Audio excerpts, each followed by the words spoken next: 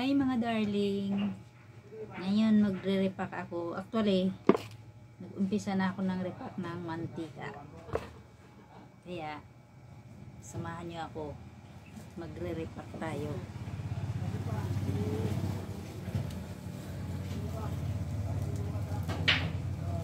Ito yung ano ko dito.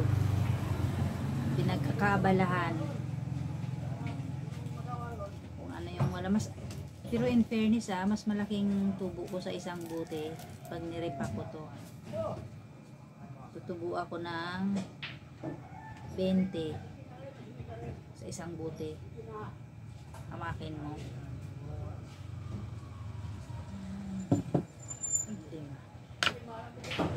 Samantala pag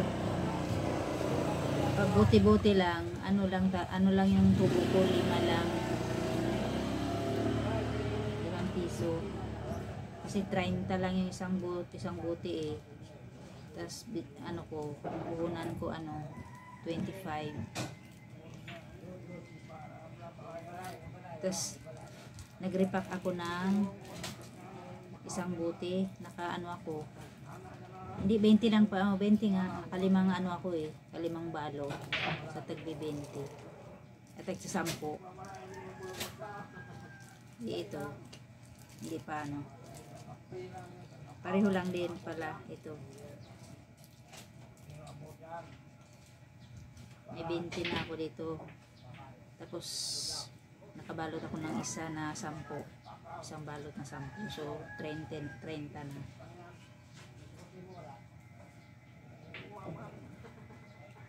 Ibig sabihin mas malaki pala pag tag 10 na yung ko. Tag 5 kasi ito Yan. Mas mabenta kasi yung tag 5 kaysa tag 10.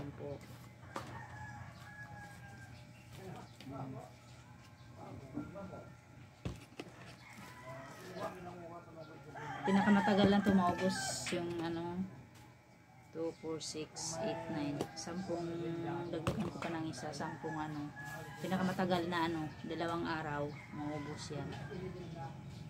Bihira lang kasi yung bumibili ng tag-isang bote. Saan kalahati 15.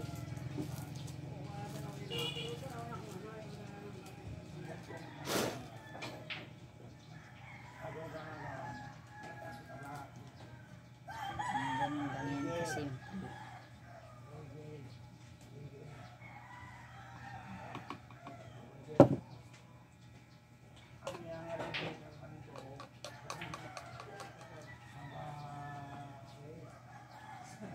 Kasi alas 9 pa lang inaantok na ako.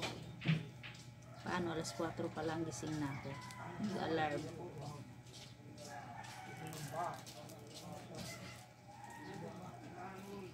Masama kasi pakiramdam niya ni ate yung unang-unang nagbubukas dito ng umaga.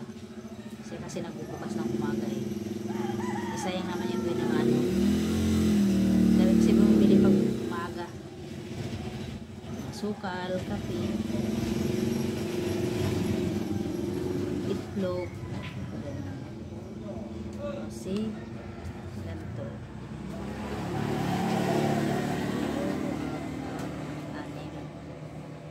30. So 10 lang yung tubo ko dito sa isang bote. Yung isa 20. Hindi 30. 20. Kasi limang balot tag sa 10 di 50. Diba? San ka pa dito na sa tindahan ko.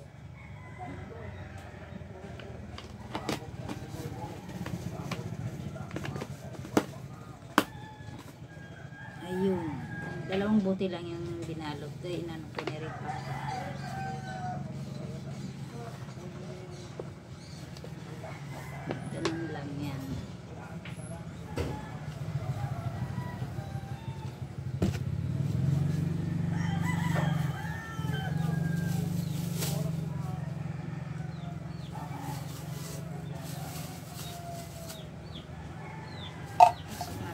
Para hindi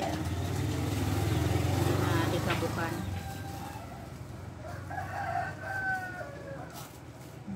hugasan. Doon pa kasi sa likod yung hugasan ko eh.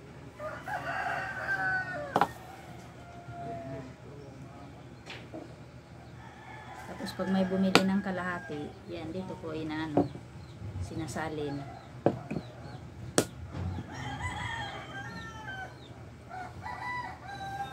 Nagagamit din yung bote.